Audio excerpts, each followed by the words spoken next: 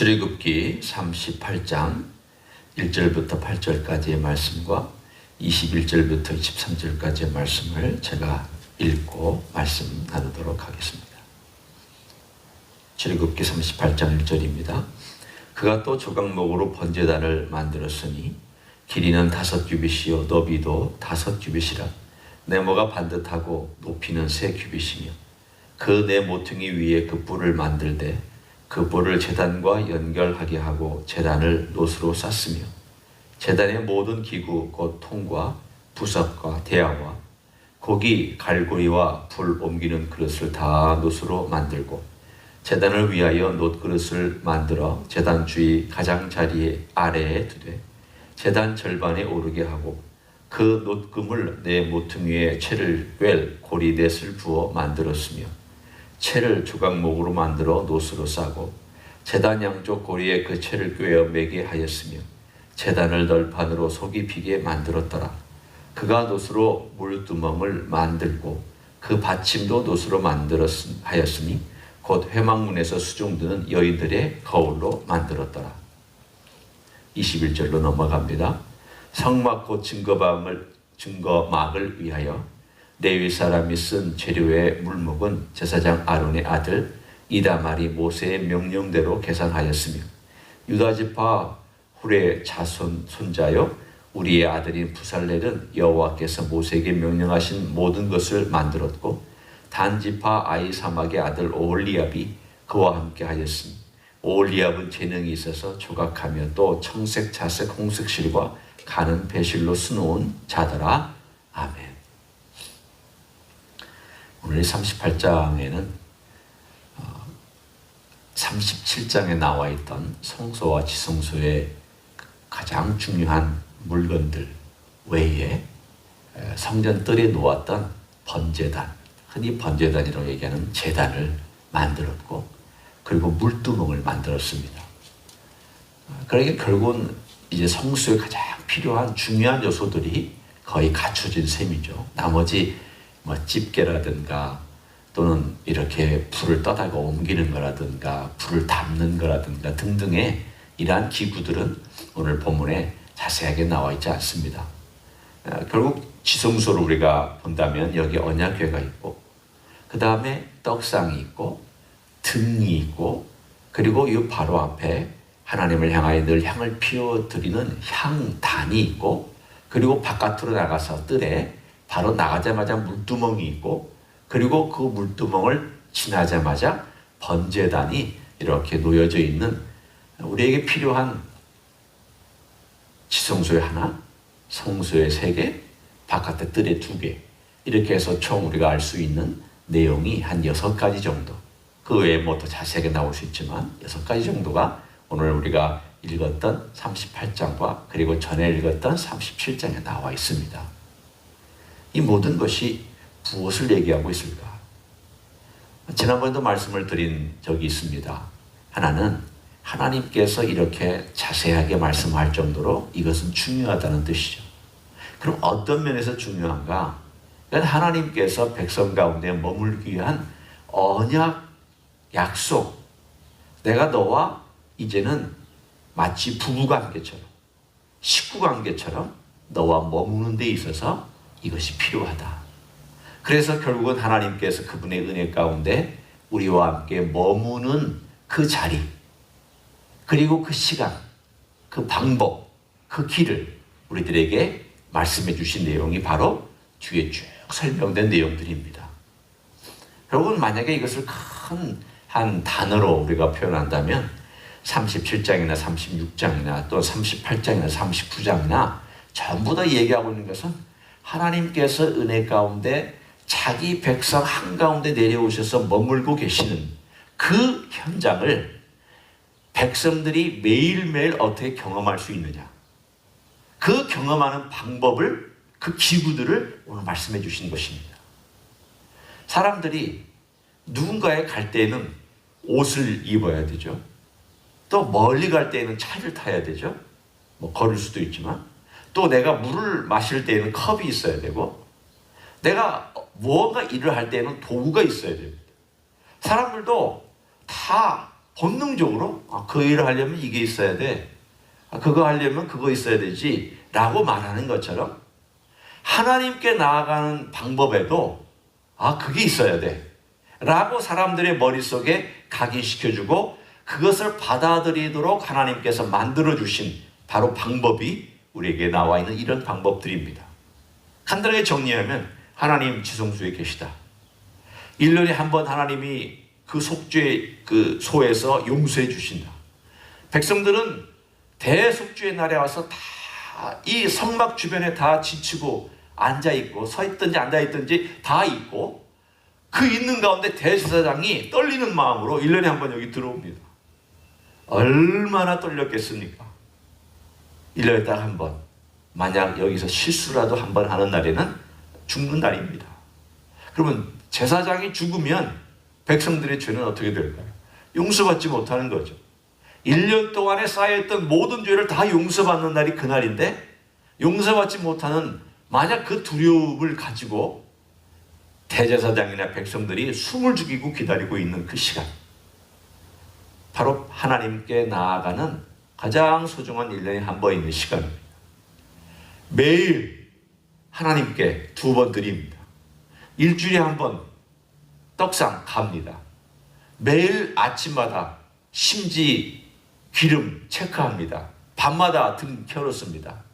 그리고 백성들이 죄를 질 때마다 바로 바깥의 뜰에서 번제단에 짐승들의 피가 흘려지고 그 모든 짐승들이 피가 하나님께 드려지며 그 제단으로 불살라 올려집니다. 오늘 38장에 있는 이 내용은 백성들이 하나님을 만나러 왔을 때에 하나님 아버지 앞에서 절대로 짐승의 피 없이는 만나지 아니한 내용을 우리들에게 전해주고 있는 것입니다. 먼저 봅니다. 그러면 하나님을 만나는 그 만남이 어떤 조건들이 필요했나? 첫째는 하나님의 언약이 필요합니다. 언약은 은혜입니다. 하나님의 은혜가 먼저 있었습니다. 하나님께서 먼저 내려오셨습니다. 하나님께서 백성 가운데 거하셨습니다. 은혜입니다. 그런데 이 은혜의 자리 앞에 나아가려면 백성들이 어떻게 했어야 됐냐면 먼저 짐승을 가져다가 안수를 했어야 됐습니다. 이 안수란 다른 말이 아니라 내 죄가 이 염소에게 혹은 이 양에게 전가됩니다. 그러면 백성의 죄가 거기에 전가됩니다. 그러면 이 짐승이 죽습니다. 이 죽음은 심판입니다. 그리고 이 심판과 함께 피가 흘려집니다. 그리고 이 피가 흘려지고 나서 결국은 이 모든 내용 가운데 오늘 본문에 나와 있는 번제단에서 결국은 죽어가면서 하나님께 온전히 바쳐드리는 그러한 드림의 오퍼링이라고 얘기하는 영어의 내용이 그대로 드러납니다. 한번 이 세 가지만 생각해 봅니다. 짐승이 죽어야죠. 피를 흘려야죠. 드려져야 됩니다. 짐승이 죽은 것은 심판입니다. 내 대신 심판받고 죽습니다. 피가 드려지는 것은 이 피가 드려져야 내가 용서하겠다. 내 죄를 씻어주는 역할을 합니다. 혹은 내 죄를 덮어주는 역할을 합니다. 하나님께 오퍼링, 드려져야 됩니다. 하나님의 제단에서 하나님께 드려져야 됩니다. 적어도 이 세 가지가 구비됐을 때에 내가 안수했던 그 죄가 전가되었던 짐승의 모든 행위가 드려진 것, 짐승이 했다는 말이 아니라 함께 드려진 모든 행위를 말합니다. 행위가 내 죄를 씻고 나는 다시 회복되어서 하나님의 은혜의 자리로 나아갈 수 있습니다. 자, 우리가 한번 생각해 봅니다.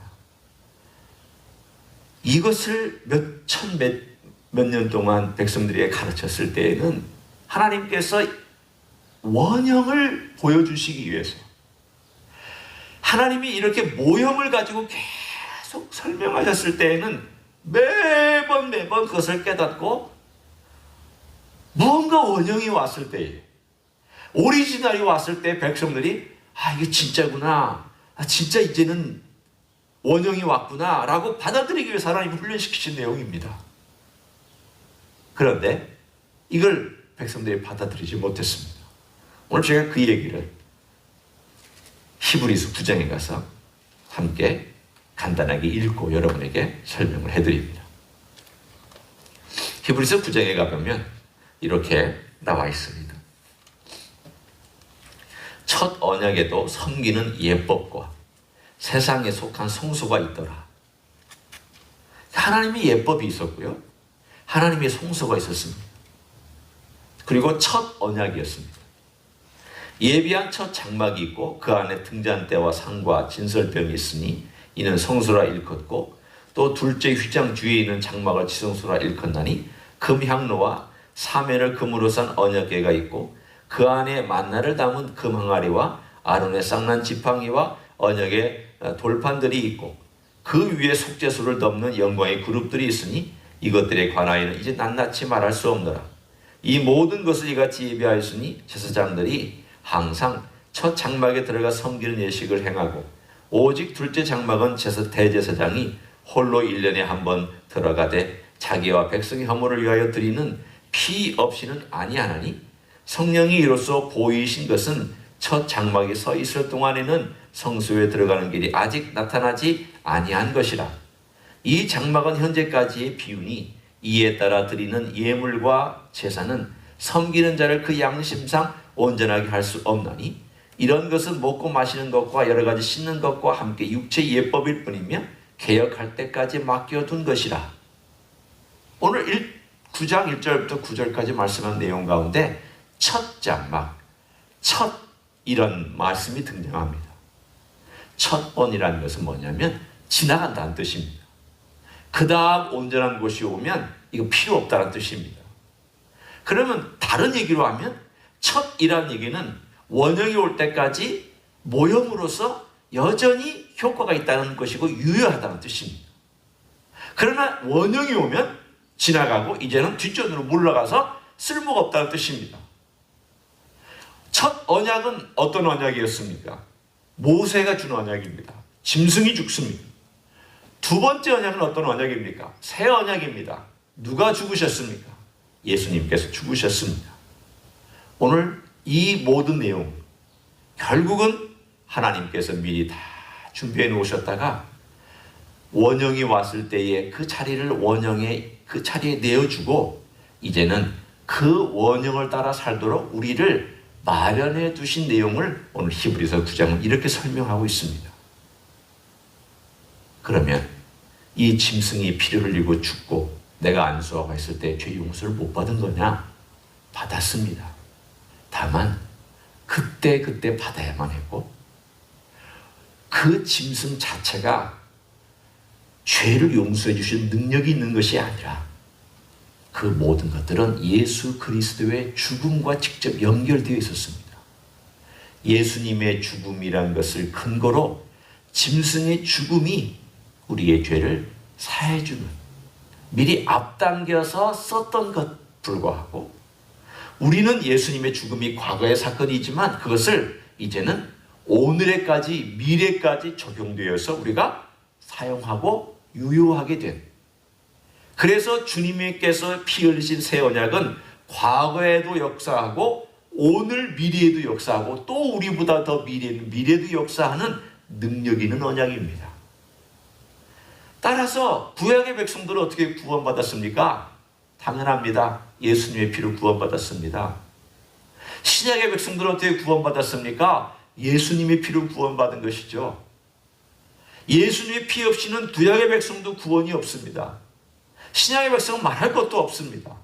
예수님이 죽음이 없이는 구약의 백성 구원 없습니다. 신약은 말할 것도 없습니다. 예수님이 자기 자신을 오퍼링으로 드려지지 아니하면 구약의 백성 구원 없습니다. 신약 백성도 없습니다.